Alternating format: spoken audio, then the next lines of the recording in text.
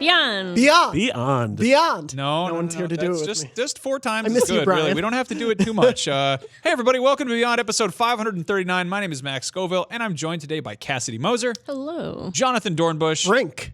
And Marty Sleva. My date with the president's daughter. We were just talking about Disney original comedies or whatever. What are DComs? DComs, Disney Channel original movies. My Date with the President's Daughter is an ABC signature. Yeah, well, Disney ABC is owned by Disney now, different. so suck it. So if there's any confusion, I don't know why there would be. This is a PlayStation show. We talk about video games here, not Disney Channel original I would movies. just like to go on the record and say that I am ashamed for gay women everywhere that I did not say motocross. I'm on the What's the brink basketball one? walking off of this podcast. You guys are driving me up That's the my wall. apology. We got a good show today. We got some. There's some rumors floating around about the PlayStation 5, which is not a thing yet, but it may be someday, probably. Also, God of War is out later this week. We had a big, huge fun time talking about it last week, but I feel like we can still answer some questions that people might have without, again, spoiling anything. Yes, we'll don't keep wanna it do that. spoiler free, but it's going to be our fact. And, God of War is pretty cool, but Yakuza 6, The Song of Life, is also out, and it's very cool, and I beat it a long time ago, and the embargo for that game is confusing and strange, and they You could probably say they stuff delayed now. it. I think it's cool. They I think released the it'll whole be- game as a demo, so I think you're good. Oh, remember that? Yeah. What a whoopsie that was. This has been kind of a slapstick process. Also, the game's been out in Japan since 2016, so and I Beware feel of like spoilers. Yakuza 6 is a Yakuza 6 minigame. kind of yeah. Like this whole game is its Very- own minigame. very meta. It's just Yeah. an ARG for yeah. marketing. Yeah, and then of course, also on the sort of subject of Yakuza, Shenmue 1 and I keep saying Shenmue, like Shenmue like, 2. Shenmue 1 and 2 are apparently being remastered, so we can talk about that and whether or not that's a good thing. And then of course, Jonathan's here because there's a new Kingdom Hearts trailer. Yes, I am. Hi. But Go on. This is kind of like your this is show the first today. time Oh, yeah. we're Pretty going cool. to say hasn't been great. All right. Don't Jonathan's spoil gonna it be for them. critical of Let's Kingdom just Hearts. Never. get Maybe the I angry comments out of the way first and foremost. Jonathan, tell us Hey, about what's the up? Kingdom Hearts trailer, and I'll sit quietly over here. And, You enjoy your nap, Max. Okay. So there's a new Kingdom Hearts 3 trailer came out during a big fan event for Mobile Cross, the Union Cross, the mobile game, Yeah. which is It's Union and then an X and then the word cross in parentheses. in like the weird brackets. Yeah. Yeah. Anyway, How so many it's numbers did they put in that title? 72. So it's about a minute-long trailer, and at first it puts a spotlight on Sora in what looks like Twilight Town, which was sort of the hub world from Kingdom Hearts 2. Which is super exciting. And Roxas's crappy gang is there. the good, it's great. The good pals, yeah. Yeah. Pen Solette, all your best friends. And then it transforms into a collection of mini games that look like old Game & Watch games. Yes, which this is all very cute. If you're watching right now, the mini games look cute. Yes. And you're like, this is neat. I don't want to play any of this in the gorgeous next gen game I've been waiting a decade for. Yeah. The idea that I'm going to play this on my PS4. sorry it took us so long. We had to render Steamboat Willie in like a liquid crystal screen, like a Tiger handheld. Well, so I that's can't wait for the PS4 XPS Pro. Yeah, graphics exactly. Yeah, comparison right? For this. The yeah. HDR enhancements on these games is going to be Yeah. nuts. The crazy thing is, in Kingdom Hearts 2, they had a level that was based on Steamboat Willie great. and those Disney cartoons Yeah. of that classic era. And I want that world again because it was so great, and to see it in even higher fidelity would be amazing. These seem like sort of mini games that are put in there, and we don't really know the context of when you play them, if you need to play them, if they're part of completing this world. They have talked about how each world, because it's so expansive this time around, will have its own different mini games in different areas and all these things. But this is the first time they've shown one of those as a spotlight, and it's sort of weird that they chose these for the spotlight and not like the Toy Story giant mechs that you get to control. Yeah. They're in that trailer for like 30 seconds, but they kind didn't of- get a spotlight. I kind of wonder if, and I mean, you're the Kingdom Hearts expert. I played 1 and 2, and Chain of Memories, which we have talked about. I think Chain of Memories. one of the very best games. Anyway, no, I kind of wonder if they will just do a world that is solely about Disney history, and maybe that's tied in with it.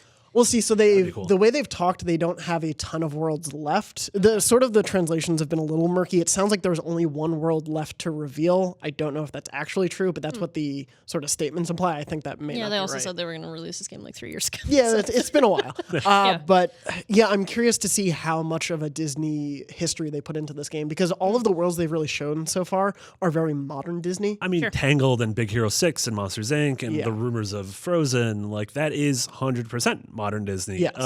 Which I understand because they've exhausted a lot of classic Disney. But that being said, like if you go back to Mulan well, that's not classic Disney, but like, It is in my book. Depends what your definition of classic Well, is. even of that like golden era that was a little later in the 90s. Sure. Beauty and the Beast. Yeah, And you could go back to all something they those did in things. Kingdom Hearts 1 and it would look and play way different in this Yeah. game. And we were talking about how like Kingdom Hearts has never been known for like proper mini games. Like they had the beach ball. Yeah, and I feel like the gummy ship kind of. So we said was. Gummy Ship. Is we sort of talked about that because it's not such a a minigame. core element in a way of like you need to play it. Whereas Yeah. mini games to me are like a diversion they show you and then you like can all play the it if gold you want. saucer stuff in Final Fantasy VII is pretty much a mini. Yeah. Yeah. So it's interesting to see. I think the thing for me was it was a disappointment only in the way of I heard there's a new Kingdom Hearts 3 trailer. Super excited for that, and then it doesn't really show me a big new gameplay feature unless these are in every world and you have to collect them and you get some amazing Pass. Keyblade out of it. Pass. Marty won't play this. That being said, yeah, I don't know, seeing Twilight Town and I don't know, knowing that these towns are coming back and that Roxas buds are there, like I'm still stoked, and we're obviously gonna get a much bigger look at the game come E3. Yeah. So this is like obviously a small tide over Yeah. between D23 Japan and E3. And again, this was an event that was focused on a mobile game, so you Yes. don't want to show an amazing 5-minute trailer of a game where everyone's like, no, put the mobile game down. We want to play yeah, this game. it absolutely makes It makes sense, and these games will probably tie in with the mobile game, and so it's fine. We're like a little bit disappointed, but it doesn't knock our expectations. I mean, I'm still going to play. When is this game coming out? We'll find out. They're sticking to 2018 so far in all the markets. I am so excited for this game to come out so that everyone can stop worrying The about it. rumors are still October. I feel like Kingdom Hearts is the thing insane enough to be like the 26th. They're like, you realize Red Dead? And they're like, yeah, it's fine. The 26th. Yeah. Yeah. We have our Yes. own cowboys. Yes. Sora wears a cowboy hat in one scene. Honestly, I feel like the Reach Venn for diagram. the I sky. feel like the Venn diagram between those two is not. It's Jonathan. Hi. Hello. I think it overlaps, but I think they'd actually be kind of safe. Well, and I just think don't like know. there's such a build up to this game coming out that the fans who want to play Kingdom Hearts 3 are going to play it no matter what yeah. day it comes out. So I Put don't it the same I day don't as think that. they're worried. Don't do that. Just don't do that. Don't do that. Well, Tetsuya, don't do that. There are no other days, Marty. That's the only That's day. the only release day left. I don't know what else to say about this. I'm excited for it to eventually come out so that the people who I care about who play this game, these many games, can finally play this one that they've been waiting for since I was, I believe, a junior in high school. I wasn't waiting for it. That's when Been the a while. last one came and out. everybody on the internet can update their games that have taken way too long in development. Yeah, lists. that's oh It's god, like just that, Jonathan. This fall, you're Yeah. getting Spider-Man, Spyro, and in theory, this. Yeah. Those are your favorite things. It is. Yeah, those are my three favorite. And like push-ups. things. You like push-ups too. That's number 4. big So if they four. do push up the game, yeah. I'd be very happy. it's going to be a Nintendo Labo kit. Oh, Push-ups, probably, yeah. yeah. It's just a piece of cardboard you put on the floor. Is so it you just don't the get your hands dirty. Wii? Is it the Wii Fit board? Just they resell it. You just and use your hope- imagination. It's just a nice. flat piece of cardboard. Anyway, on the subject of things that are taking too long or probably ways off, PlayStation 5. Again, everything, please take it with a grain of salt because we're still a ways out from this. But Jason Schreier over at Kotaku put a big report up kind of digging into early buzz and, conversations with developers about sort of, what to expect. It's about Yeah. the time that maybe dev kits are starting to float around. Totally. Sort of. And he mostly wanted to nip in the bud. There was a report going around that a lot of sites, not us, picked up on that said, according to multiple sources, it's coming out this year. And everyone's like, it's clearly not. Like, there is no way they would even announce this thing at E3 and then have the manufacturing capacity to release this thing. And to have kept that in secret. And to for kept all it in, this time. in secret. So it's like clearly like Spider-Man 4 or Spider-Man is not a PS5 game. Yeah. Like, don't So worry it about it. doesn't make any sense. It doesn't. They don't need to. What was funny was the site that rumor came from had a paywall behind that you had to pay $1,000 to get a year's access to. Like it was just a series of fishy. And then things. Reset Era, Good hustle. and then Reset Era just like scrubbed it and was like, "Here's all the reports." Everyone's like, "This is good." Yeah. I like that $1,000 paywall. That's Yeah. also just obscene. Yeah. Is the PlayStation 5 coming out this year? Pay $1,000 to find out. No, it is not. Thank you for your support of Here's a independent Reddit So journalism. you've been automatically enrolled, so you'll get another $1,000 next year. That being said, dev kits are clearly most likely out in the wild, probably in a small group of first parties. Well, definitely. Yeah, Like, sorry. No, you go ahead. No, I think, obviously they have first party people who are developing games for them. And I would be shocked if they aren't kind of tuned in terms of like the technology that they're working on and things that they have coming up because they need support for these things in order for them to sell. Yeah, totally. So dev kits are 100% out there. Yeah, clearly. The Kotaku report was very clear to make sure though that like no one is saying, oh yeah, we have a dev kit just sitting in a room. They were saying that if there's a dev kit out there at this time, it would essentially just be a PC with the specs because with it's not a box, assumed it's not specs, a thing. and any of this stuff can change. And also like in order for the next gen to have that leap that a generation has, like they need to wait a couple of years until the manufacturing cost of those processors goes down, which is totally normal. And it's been so at this point it has been 5 years since the start of the generation, which was in 2013. It was 7 years in between the PS3 and the PS4 from launch to launch, and 8 years from the 360 to the launch of the Xbox One. So that would put 2020, which to me makes a lot of sense. Especially that we got those half steps in this generation that we didn't last time with the X and the PS4 Pro. Yeah, so it seems like all signs are pointing to, we don't hear about this year at E3, but next year. Yeah, I think that's pretty reasonable. I think a good way to sort of track this is to go back in the Wayback Machine and sort of track early buzz around dev kits for the PS4 or the Orbis as it was known. Right. I mean, it's always really funny to me how like, we'll have like a bunch of stuff pretty right, and then there'll be something totally out of left field. I mean, I remember when like the Wii U came out, nobody was expecting it to be called the Wii U. Project Cafe. Yeah, Project Cafe. We've been calling it that for ages. What was the Vita was the PSP2. I mean, it's funny how that like NGP. Oh, NGP. That's right. Yeah. That was what it was. Vita, VR was Morpheus. Yeah. Yep. Yeah, With Morpheus, we just called it that for years. And they even referred to it the as expectation was they were just going to use Morpheus because But there was Superannuation had like a leaked Xbox One, and he had like screenshots of it was like this random Australian guy who just had a. Do you remember that? Yeah, I don't know, it's funny. That was probably like 2012, 2013. But it gave you an idea of sort of where things were, like how you could kind of track that. So I mean, PlayStation 5. I just got a PlayStation 4 Pro. So like I don't really want to. I was just gonna ask this, like, what would need to be different for us to get excited? Because one thing I've been thinking of, just because I love my Switch so very much, is like, what if they made like an actual Switch competitor where I could play God of War on the BART or whatever? Like, yeah, I mean that's everyone's like. It's so funny because it feels like Vita and even Wii U were like half to quarter measures of what the Switch ended up fully accomplishing. They were trying to get there. Yeah. But my thought is like, between PSP and Vita, and then you look at how successful the PS4 is, like, is Sony just going to be like, you know what, let them have that and let's just focus on this. And if they're still the kings of the home console market and they're still the place people go to play Rockstar games and Call of Duty and Destiny, not to mention their first party lineup, is that fine for them? Yeah. I mean, the system is still selling very well, especially with the Pro and normal options. I feel like this year there have been really great games, but I feel like it's hitting this stride of just an amazing lineup of games. Like we just are getting God of War and we're going to get Spider-Man and Detroit and all these things are coming out. Whereas like there hasn't been a year like that yet for me, especially first party. Whereas I can remember last generation there being a couple of years like that. And we already had Shadow of the Colossus this year as well. So this has been an amazing first party year. My thought is before we see a PS5 or an Xbox 2, whatever you want to call it, is that they'll do the thing where they'll sort of phase out a traditional PS4 and the Pro will just become the $300 one that you can buy. And then, I don't know, maybe they have like super cheap bare bones one. Just like the jump between PS3 to PS4 was not massive, but it was notable. Yeah. And like it was enough where you went, hey, here's what PS3 looks like, here's what PS4 looks like. And it was clearly more powerful. It had more options and more features. But like what does the PS5 offer that the PS4 doesn't already have? Yeah, I mean that's everyone's thought is maybe it has much stronger VR integration. Yeah. I think that's a pretty big maybe one, that along with the PS5 they launch a VR 2 or like the sort of the next a wireless version of that really does speak with this new hardware. It doesn't work on old hardware and is the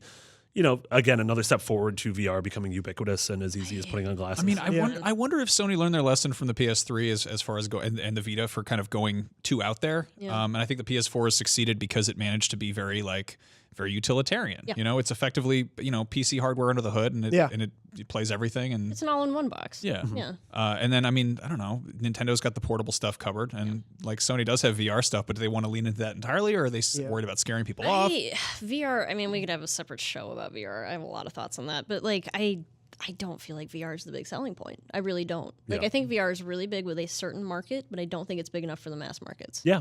And that's the thing is until like they have the people who are in love with it and who want to play everything that comes out with it, but until that number is anything close to the people who also want to just play Madden and Call of Duty, then there's no reason for them to lean super heavily into that. Yeah, for that to be a core pillar of the console is a gamble, and especially like we'll see what the price of VR does in the next couple of years and the power of the hardware as that changes. Like who knows what that looks like in 2020.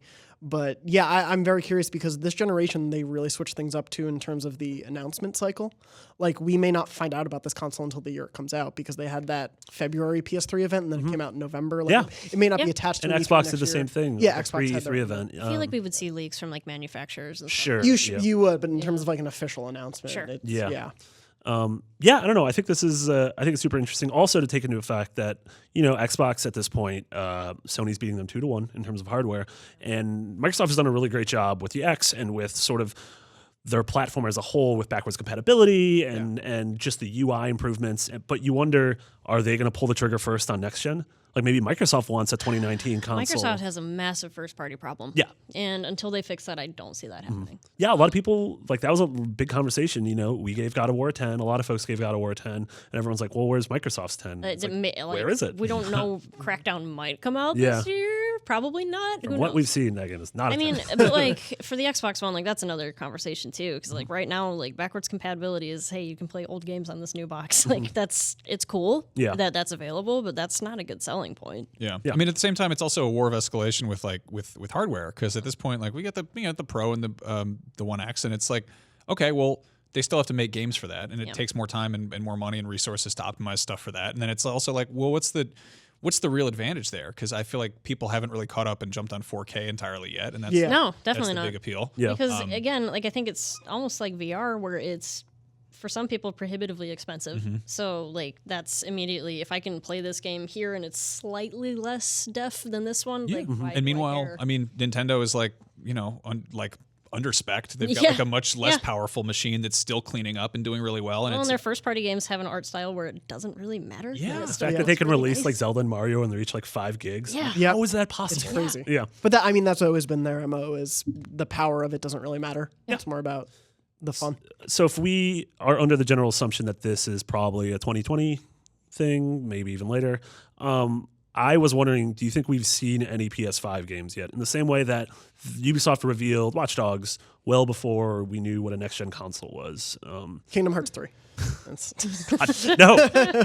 PlayStation All-Stars. Yeah, beautiful. I mean, we have like on this sheet, this very handy worksheet we have in front of us, like Ghost of Tsushima, I think you could make a case for. Even Last of Us 2, I think you can make a case for. Cyberpunk, I don't know. That game's been in development for years. I think it's very likely that we're going to see a lot of stuff that comes out towards the tail end that just gets kind of a graphical bump up or some kind of bells and whistles. I mean, GTA 5, we found out last week that's the best-selling piece of media in history, and that was a PS3 game. Yeah, that was PS3. And then they were like, great news, we've added hallucinogens and cats. To the game, and you're like, that's fine. That's Yakuza. You're thinking that was a lot of these games. Every game. They were like, we've added more headlights and dust physics, and there's more traffic. And you're like, great. I think first person mode was the biggest seller. Yeah, that was the big. But they also did it with The Last of Us. That was a very late game PS3 game that got up. That's what I imagine. I definitely imagine The Last of Us is a PS4 game that they also is Naughty Dog's first thing to port over to PS5 to like learn the architecture and everything. Death Stranding, maybe. We still don't know. I mean, we don't know what that game is. We don't know what that game is gameplay-wise. Maybe we'll see the first gameplay at E3. It's expected we'll see the first Last of Us gameplay at E3. See Kojima's newest friend in whatever trailer came out. I would love his new friend. Did you see, there was a picture going around on Twitter of him, Norman Reedus, and Guillermo del Toro, and he was sitting there holding something in his mouth. Or like Mads. Mads Mikkelsen. It looked like he had like a joint. Yeah, but there was nothing in his hand. He just looked like he was like faking smoking. It was so good. It was great. They're my favorite. It was great. That's really good. Thank you. Phantom Strain. But Ryan and I also had a conversation about like, are we not going to see a new GTA game this generation?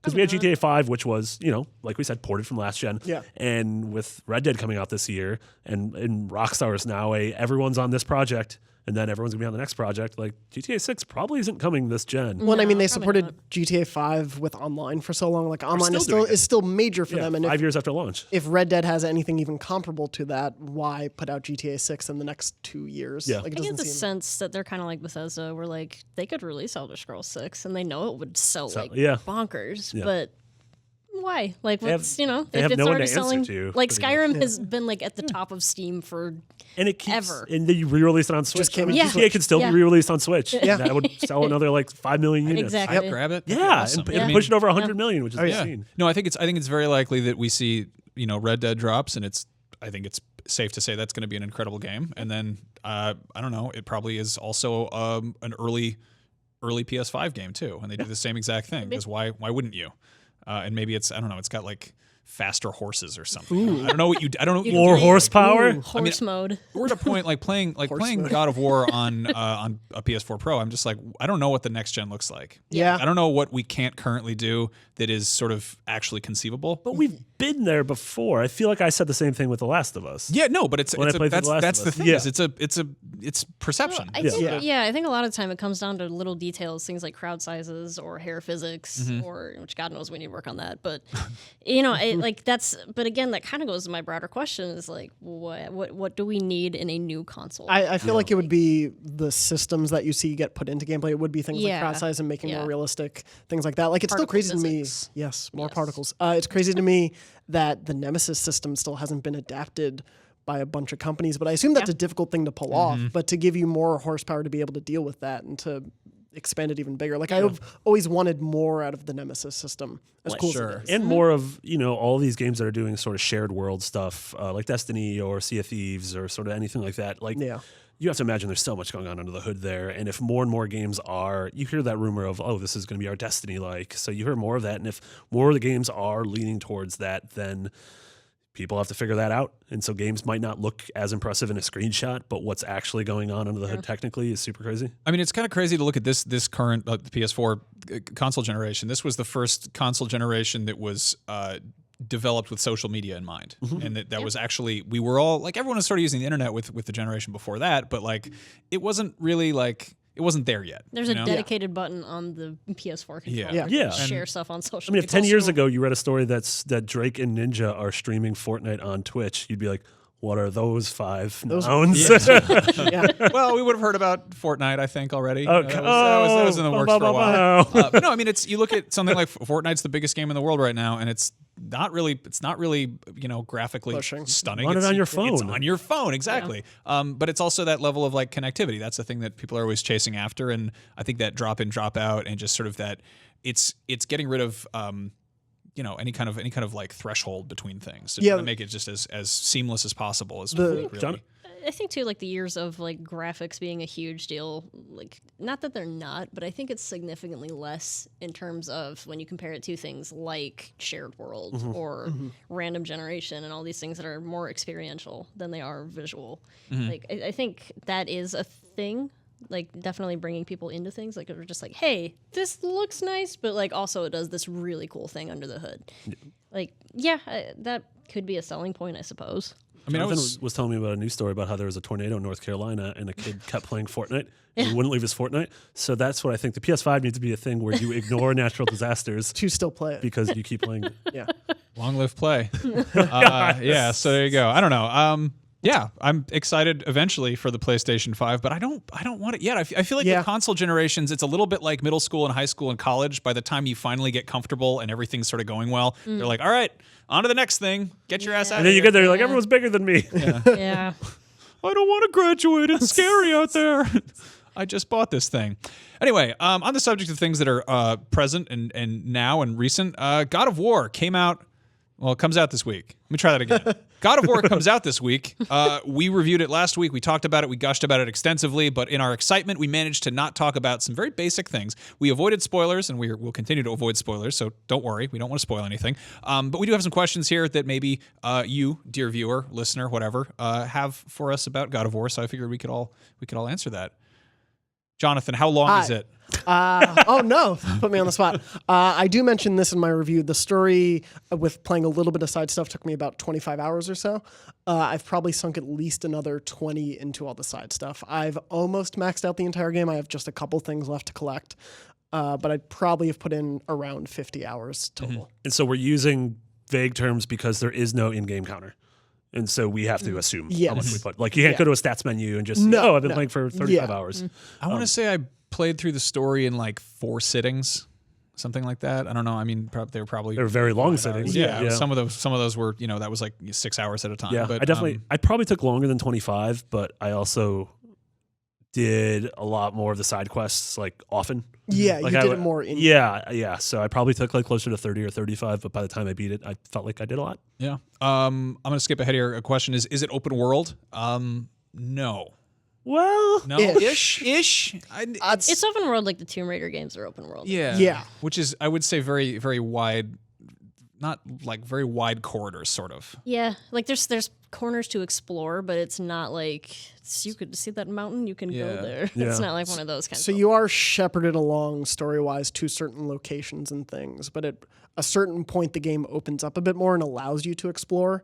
And it's a contained open world for me, where there are side things to do and things to collect and side missions, if you want to call them that, but it's not, the game is open and you can do every single thing. Sure. You will need certain aspects to go back. There's a hint of Metroidvania. yeah. I mean, I think the modern Tomb Raider games is a very, very astute comparison. Yeah. And there's also sort of like there's sort of open worlds, like there's different areas you go to that aren't necessarily like It's just it's like not large like spaces. It's different.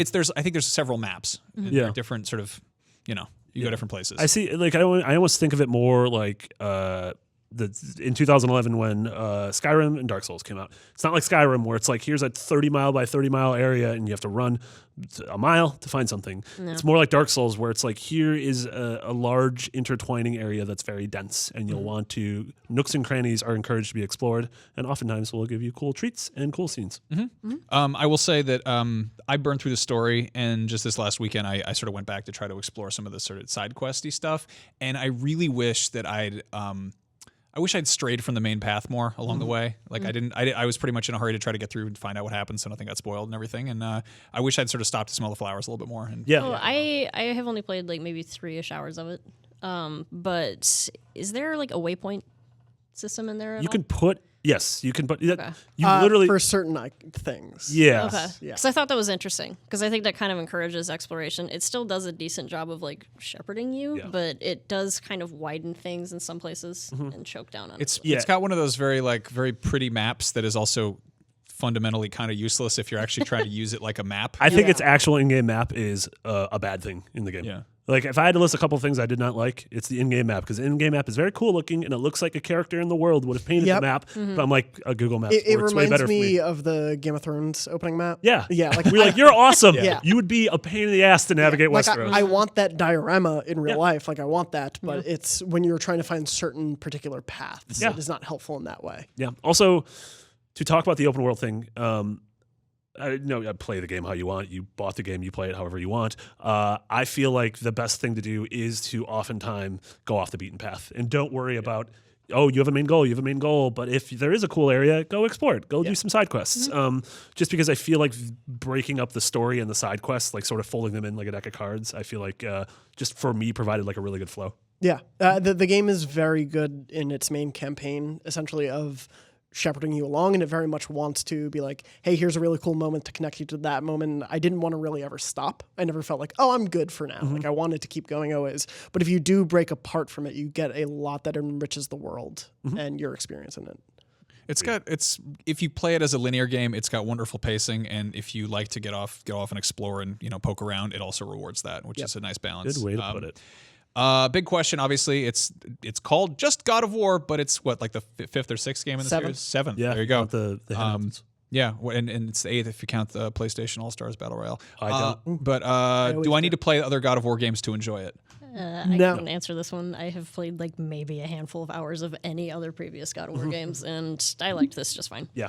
Yeah. I think you can absolutely enjoy this game if you've never played God of War and this is your first one. You just want to explore the story. You'll absolutely not be lost really in any way, especially with the But main if you story. do get lost, we do have a catch-up video. Exactly. On IGN.com. I would say it's good to have some background, but you don't need to go marathon all 7 games right now to be able to be prepped. I would say if you have a vague idea of who Kratos is as a character, Yes. it will actually kind of work to your advantage. Yeah. Because a lot of it is about sort of this character with a violent past and who he is. And I think if the less you know, it's almost more. It kind of helps with that mythology, where it's like he's a mythical character, and it's sort of the idea of that, like, oh, maybe some of the details got lost in the shuffle. Yeah. You know, I mean, one of the inspirations that they've talked about is Logan, and that's yeah. totally the same thing. I feel like Logan as a movie can stand on its own. Yeah. That being said, if you know who Wolverine is and who Charles Xavier are, and have seen some of their other wacky adventures, like X-Men 3. who could forget the scene in X-Men 2: Mutants United when the younger man puts on the NSYNC song in the car? Called X-Men 2 X2 United. No, it's called X2 X-Men United. Oh, I got it in the wrong order. It's what such a a bad bad name title. for a movie. That was a very so bad bad. one. That was very bad. Anyway, Yes, yeah, but also God of War, good. legitimately Mitchell Saltzman, who's sort of our resident God of War expert, put together an amazing God of War in 7 minutes, which goes through the story in chronological order of the handheld games and Ascension, and then 1, 2, and 3. That is super helpful, and also shows you how silly the old story could be compared to when you play this, and how like well told and thought out it is. Yeah. Yeah. Good question is, does the entire game feel like an escort mission? Obviously, it's about Kratos and his kid Atreus. And, nope. That Yep. kid kind Not of becomes at a mechanic at a certain point. And he becomes a yeah. very He helpful does. He, mechanic. fixes the god of car, and then he's He becomes your mechanic. He's like what's Cindy in Final Fantasy 15. Yeah, he gets his revealing outfit, and you're like, this is Oh, this is questionable. unnecessary. really, really uncomfortable moment. But yeah, no, like if you think of some of like the games that are bad escort missions, like Ashley in Resident Evil 4 is oftentimes a pain in the ass and not a fun travel companion. And you're like, why am I saving the president's daughter? It's for the date. But if you think of that, like she's a pain in the ass companion, whereas I think Elizabeth in BioShock, no matter what you think of BioShock Infinite, I think is a very helpful companion, and she adds to the story. I would say she's almost kind of like too detached. You know, she does add to the story and she does do stuff, but there's that kind of level of like, Booker catch. Yeah. She's just like, look what I found, and she like throws you a pineapple, and you're Yeah, like, what are you doing? maybe she's Like, closer to Ellie. yeah, she's kind Yeah. of just like, but she's also very sort of like when she's doing that, she doesn't really feel like she's part of the game. It's just kind of like She it's quite like, literally she's throws like- her hands into portals and is like, Yeah. here's a pineapple for you to Yep. eat. Yeah, I- thanks. No, she feels like Clippy. It's like, looks like you're fighting guys. Would you like bullets? You know? The Ellie comparison, it makes a lot of sense. I think it's obvious there's been a lot of Last of Us comparisons. There was a bit of a disconnect for people with Ellie because when you're sneaking around, Ellie would just hop around sometimes and be all crazy. Yeah. There's never that. If you had that disconnect, there really never is with Atreus for me. Yeah. Throughout any of it, he only enhances it. And my favorite thing about this game is that every part sort of is important for the other parts of the game. And Atreus's story is very tied to how he factors into gameplay, and that ties back into the story. And it's all very important to me. He also is kind of a combat mechanic in a huge way, where Yep. there are certain enemies you cannot defeat unless you use him, which is He kind is of cool. so helpful. Yeah, you have sort of just the right amount of control over him. Like in terms of like mechanically, you can tell him to do Yes. certain things, but when you're not telling him that, he is resourceful on his own. Yeah. So this is a completely off-topic thing. I just wanted to share this with Marty very quick. I looked it up. Is this my date with and the president's daughter? yes. Do you know who wrote the theme song for that movie? What are you talking about? The Presidency of the United States. What? Are you serious? We're in the middle of talking about God of War, and you're looking up like trivia about Disney Channel original movies. No, that was just some. They sang "Lump," which was the inspiration Did for Gump. somebody text you that? Like what? Is that Barrett? Anyway, Are we watching live? Is this live? sorry. This is why you have me guest, man. Oh my god. that was That was Marty's call. wonderful. Anyway, I'm so happy. so other question here: is this a new Kratos? No, but kinda. Like, Yes and no. Yeah. yeah. I mean, I think the Logan comparison again stands really well, where it's like this is tonally very, very different from past God of War games, but like it's also it references them. If you think of Kratos was who we were in middle school in the old games, and new Kratos is who we are now. Or you're still you're the same human. Kratos would have the same social security number, but like fundamentally, his outlook on I don't things think is they much have different. social security in that universe. It Social doesn't security seem like rune. it. Yeah. A social security Is it a walking simulator? You do walk. I mean, Not, to be fair. not in that sense. I think that a No, lot of people were afraid because we're like, the story is very good. They're like, all right, so do you fight anything? You're like, Oh, yeah. touchy feely. yeah, No, there was a love lot of people who Kratos. said like, all anyone's talking about are story and graphics. What if I'm only there for the combat? And I was like, well, Jonathan wrote like 1,500 words about the mechanics and the combat and the puzzles and the exploration. But why They're didn't like, I write about the combat, Mark? Yeah, but what if I don't want to read 1,500 words? No. TLDR? As a third-person character action game, it's very good. Yes. It holds up with any of the past generation, and the combat only grows over time. It's very challenging, but very fair. Yeah, it gets surprisingly deep, and it rewards you for really investing in it in a way that also complements the story, but is also just really amazing on its own. Like it is. I do think it feels a little bit different from old God of War games. Oh, for sure. Whereas Definitely, it was yes. kind of pulled out a little bit more, and you had in the earlier ones, especially, you were working with fixed camera angles. It doesn't do that in this. This is very much a third-person action game where it's kind of over-the-shoulder view. But I think it works well. I felt I thought it was very, very easy to get the hang of. I mean, it's nothing you haven't encountered before. I'm just not sure exactly what the closest comparison would be. There is a lot. There's a lot of juggling that goes on though, because there's evading, there's shielding and blocking, and kind of stunning and No, staggering I'm not and, saying like, it's I'm not saying it's like, rudimentary or anything. Sure. It's definitely it's complex, and they'll keep like throwing stuff at, and it'll teach you combos and moves and stuff like that. So it's good. It's just it's also the thing I really like about it is that it's still a video game. Yeah. It doesn't try to like, cover that up, or it doesn't try to like, oh no, this isn't it's not a walking simulator. It's still first and foremost a game about fighting a bunch of monsters. And you still get to points where you stun an enemy and you hit R3 and he just rips him in half, and the orange goo goes everywhere, and you're like, oh, that was cool. Also, recalling the Leviathan axe to your hand is so It's the best. Like, I don't know I don't know if there's a term for that. But is it like video game ASMR where you're like, ooh, this is just really good, and I don't know what it is? Like, The funny thing was, after I published my review, there's a part in my review where I talk about how I spent like a good 5-10 minutes throwing the axe and catching it and watching it come from different distances, feeling like the return of it and how My favorite is when satisfying it that goes was. too far for me to even see it anymore. Yep. Yeah. So I like. so good. I described Yeah. how that was my first experience with it because I just loved it so much and was so enamored with this thing. And a few people online were mocking me for enjoying just throwing an axe and enjoying that it came back from different distances. Oh, honey. And then a couple people responded of just like, no, that's actually game feel. Like that is a very important element of game design. And someone from the Sony Santa Monica team who works at Naughty Dog also was like, hey, yeah, they spent 1.5 years working on that swing mechanic to make sure it was cool or whatever amount of time. And that's awesome. That It you is enjoyed just that right. much. Like the animation is just right. There's a little bit of like a flinch that Kratos does when he catches it. That's not dissimilar to Thor catching Mjolnir. Yeah. And, Also, like, it shakes and it's I have surround sound in my house, and this game has made me like worry that I will disturb neighbors. And that's not an issue. Like I've got good like insulation. and your neighbors you don't share a wall with them. No, exactly. So like but I'm still like, oh, this is gonna be this is too loud. Yeah. It's, he's like grunting and there's like smashing and shrieking and just Also, you're going to so frighten the crunchy. animals. there's a part where you like a large shaft, and if you throw your hammer or the sword, which one is it, an axe, down to the bottom, and then you recall it, you could hear it like Yes. clicking off Yes. everything on the way back. Yes. This Ah, is it's so so good. good. Yeah, Yeah. and the way it bounces off different elements, like the way it will hit metal versus will hit skin versus stone. Like Also, it's when it all just like so smart. embeds in an enemy and Yes. it's like Ugh. Yep. out of it and comes. Oh, it's Yes. so good. I think this is also my favorite video game score since Skyrim in terms of like it's big so epic great. stuff. Really Very good. good. Bear McCreary yeah. did Yeah, the score. it And was it's very. fantastic. I wasn't expecting that. I wasn't expecting it to be like to get me as pumped as it was. Yeah. but It's it does very it. strong. And the does a good cues job, are so Also- smartly Yeah. paced. I also feel like Kratos, the way that he feels is really cool because he feels like an old man, but like an old, strong dude. Yeah. Like he's not lithe and athletic like he used to be, but he still is just like terrifying. Yeah. How strong and He's lumbering. yeah. Yeah. There's a really smart weight to his movie. Yes. Yeah. And it just really communicates like a Yeah. lot of his personality too, which I think is really He almost feels like a like Marcus Phoenix. I know it's not a Yeah, PlayStation no. game, but where you're like a big dare you. like a big meat boy, but like a mobile meat boy. Yeah, he's definitely a mobile meat boy. Yeah, super meat boy. Yeah, Yeah. Mobile Excellent is meat very- boy. yeah. Ooh. like he just has this feel that he's done this 1,000 times before and he knows exactly what he's doing. Yeah. I also, Like, it's- as dumb as it is, I like when you start climbing something and all of a sudden, out of nowhere, like Atreus is like a flying squirrel. He's, and he gets on your back. Like, where did you come from? It's a really So if there's any confusion whatsoever, we all really like this game. I'm so excited for people to play it, just Me to be too. out there. It's such a Also, goddamn everyone I've talked to likes this game. Yeah. Like Yeah. even Chloe was gushing about it. I Yep. feel like that should be a box quote. Even Chloe. Chloe. Oh my gosh, yeah. Yeah, I'm super excited for more people to play just so we can talk in less vague Yep. ways about it. Obviously, we are not saying a lot. There is so much to this game to talk about. Yep.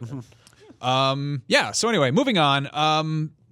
big news, I guess. Shenmue 1 and 2 are getting remastered for PlayStation 4, Xbox One, and PC. Sometime in 2018, they're going to be $30. This has been kind of talked about for a little bit. I believe they said $30 each or total. Is it? I Total. think It's total. Yeah, Yeah, they're coming one it's pack. It's a cheap Yeah, That's pretty the good. definitive editions. It's a It's not deal. bad, yeah. No.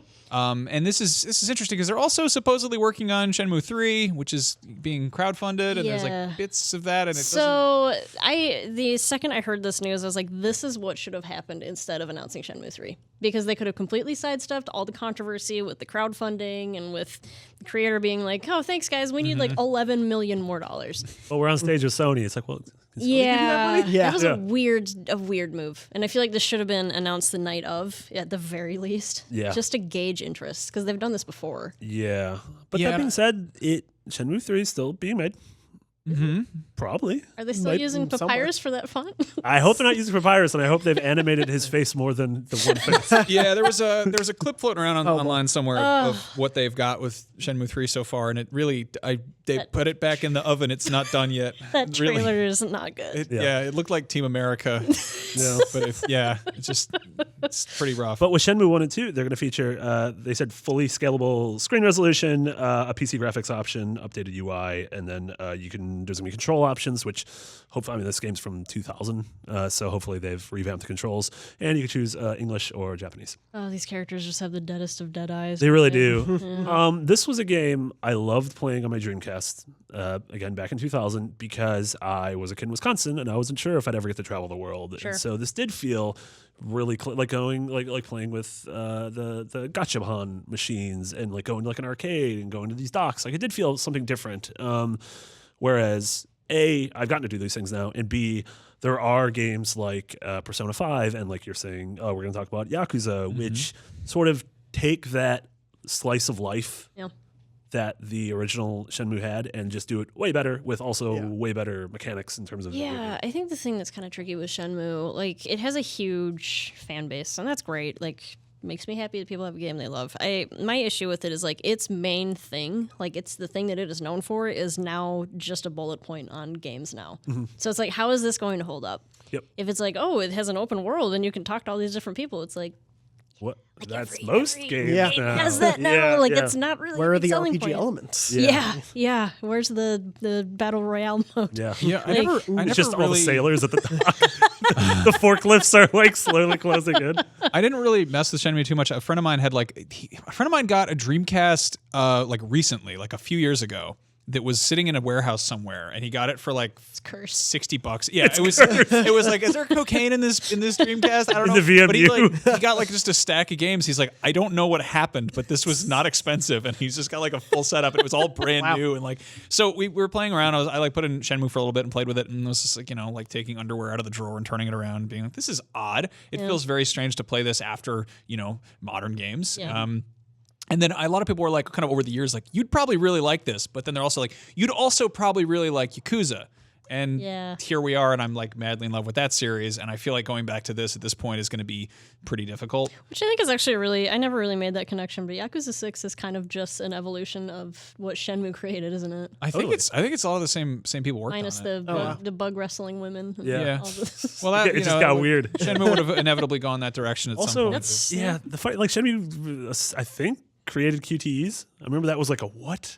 If it You didn't hit create the- it, then it's certainly like Popularized Yeah. it. Yeah. Introduced And it was also funny when the first one came out. I went back and read some articles, and they're like, all right, the first of the 16-part saga is Oh, here.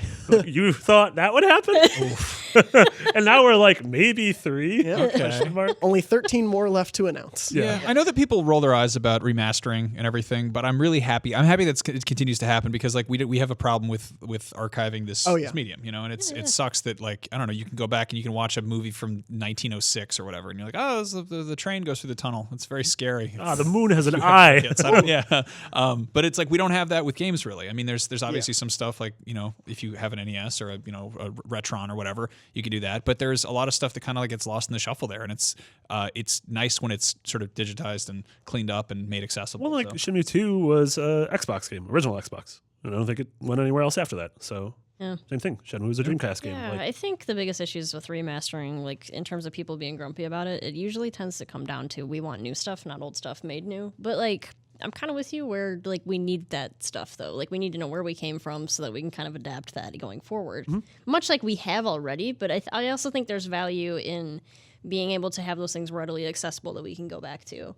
Because there's ideas that need to be mined from everything that we just haven't used yet. It's one thing when a game is getting a remaster that came out 2 years ago and it just happened to be on PS3. Like the Deadpool remaster was probably a bit much. A bit much, but yeah, this is the sort of thing where I didn't have a Dreamcast and I haven't played 1 or 2, and I had an Xbox late in its life, so I never played 2. So I want to try these out. I don't expect I will play through both of them in any way. Oh but no, totally. But it is important. Like we again made fun of it, but you hit the nail on the head. Like this laid the groundwork for, you know, the camera angle and the QTEs of Resident Evil 4 and sort of the open world ability to talk to characters and do weird side stuff of Yakuza or P5. So like it is ultimately an important game, whether or not it's a good game. I mean, it's like watching like Magnificent Seven and then going back to watching Seven Samurai and like seeing how those things, you know, how obviously one was very much influenced by the other and how they did things differently and how it was adapted. Yeah, like, I mean, nothing's created in a vacuum. So I think that it's important to have stuff archived for the sake of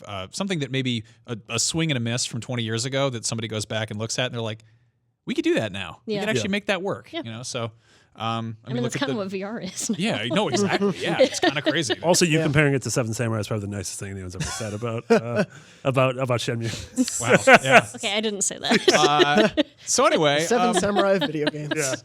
speaking of games where you can walk around and beat people up and do some fun stuff, in addition to God of War, also out this week, the long-awaited Yakuza 6 Song of Life.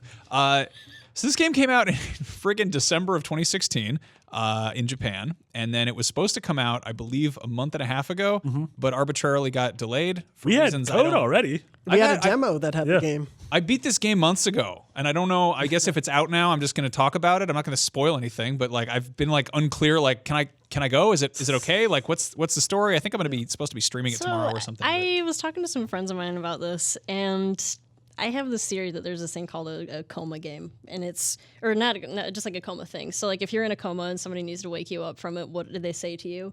Like, what is the one thing you are the most passionate about that you will wake up from a freaking coma to come and scream? Is yours I feel Yakuza like Yakuza is Yakuza's yours. Oh man, this game's You're like, like Max, I haven't played Yakuza. Is it good? and the heart monitor He has just freaks risen. out. I gotta tell you about you. So I feel like we're at a point. I really hope that 6 is the one that gets people's attention. It's tricky though because it's also sort of like it's supposedly like the sort of the culmination of Kiryu Kazuma's kind of story. It's like kind of it's his Logan or whatever. But this is. There's also Kiwami 2 coming out later this year. I get a lot of people asking me like, so many can games. I play this one or should I play the other ones or what should I do? Just And, repeat the fact from God of War for this. pretty much, yeah. How long is Walking it? simulator. Is this a different Kiryu? So these games It's are. great. I was gonna say it's great. Let's say. I highly recommend. I think like I've thought about this a bunch, and I think that 6 is fine to jump into if you want to play a brand new game and you want to get into it. It will totally do that thing where you feel like you're missing something, but whatever you feel like you're missing probably isn't as important as you think it is. In fact, I jumped into 0, which is theoretically the earliest one in the series, and I still felt like I was missing something because it was kind of introducing you to characters that longtime fans of the series had already known. Yeah. And then if you want to jump into like the proper fresh start would be playing Kiwami, which is a remake of 1, which came out last year. It's on PS4. It's a modern game. But at the same time, it's also deeply rooted in like Japanese Yakuza culture. So even if you're jumping into the very first game and you're playing it for the first time and starting where you should be starting, it will still kind of confuse you because it's a very weird, convoluted game. That being said, like 6 is gorgeous. It's the first one that's on the Dragon engine, which is made for this generation of consoles, whereas 0 and Kiwami were PS3 games that got kind of up-resed and ported over. These games they don't. The best. I have a question. Shoot, sorry. So no, you're fine. I don't mean to interrupt you. I just feel No, like go I can for help it. you organize. I need to your thoughts breathe. here. So, you just woke up from a coma. I mean, because I know Yakuza 6, just the Yakuza games in general. I know that there is a story there, and the story is good. Like it's kind of serious, right? Like he's going to prison and coming back to see his kid, or something? Yeah, something like that. Yeah. It's like I think it's his adopted idol daughter and Yes. all the weird kids they take care of in a daycare. So I played the opening 3 hours. tell me Kingdom Hearts very drunk, and I was very confused. Yeah. I've So been there. But so my question is like between that main story and like cat mini games. Right. Or again, wrestling with bugs, which I will never Right. scrub from my brain no matter what. Like, how does it balance those so that it doesn't feel like just a complete toss up? I mean, they're huge games. They're like they're basically like they're effectively JRPGs with beat 'em up mechanics. Yes. The main story kind of acts as like it frames everything. Obviously, there's kind of the main kind of campaign and objectives and everything. The sort of jumping off point for 6 is Kiryu gets out of prison for some stuff that happened at the end of 5, which I haven't played 5, and it actually does a good job of I guess of recapping the end of 5. Like it kind of revisits it and it frames it and it puts him in a situation where he's at the beginning of sort of a new story that just happens to be sparked by stuff that happened in the last games. So the catalyst is something you may need to read a Wikipedia page for, but the actual events going forward aren't like. It's not like part 2 of something. Okay. It's part 6 of something. Sure. No, but I think that the sub stories they're called, but the sub stories are really the fun part, and that's really what kind of lets you get to know Kiryu as a character. And he's effectively like he's like Goku meets I don't know, Geralt or somebody. Like he's just like he's got a little bit of Spike Spiegel in him. Like I've totally fallen in love with this character. He's I feel like that's like who you would have rolled in like a Yahoo RPG chat group. It's so Goku meets Geralt with Spike Spiegel's hair. So this game has managed to honestly like it's kind of filled in the hole that Metal Gear left in my heart. It's got that same balance of like really serious, like gravitas laden cutscenes where people are talking for way too long, and you're like, "Sorry, how many times did you double cross this person?" And then it's also got these wacky moments where you're like, "Why is this in the game? Who let this happen? This is unbelievable, and it's nonsense, and I love So it." does it feel like in the same way when we were talking about Far Cry 5 about how there's the core Far Cry 5 story, which is very serious and very this is about a thing, and then the rest of Far Cry is going around with a bear named Cheeseburger and setting fields on fire. It is very much like that. Okay. There is a mission where you have to gather cats to open a cat cafe. And you do that by buying cat food and then exploring the streets of both Kamurocho, which is in Tokyo, and then Onomichi, which is not in Tokyo. It's actually down in Hiroshima, which is like the other side of the country. And the guy who owns the cat cafe, if you're in Tokyo, you just call him and he's like, "Hey, man, I'll come grab that cat, no problem." But then the first time you catch a cat in Onomichi, you're like, "Hey, man, I'm in Onomichi. I got another cat for you." And he's like, "Wait, sorry, you're where?" "In Hiroshima? What?" Wow, you really committed to this. And it's like, I love that. That's so really stupid, good. but like, and like the whole, I mean, the goal with the cats is you're collecting cats.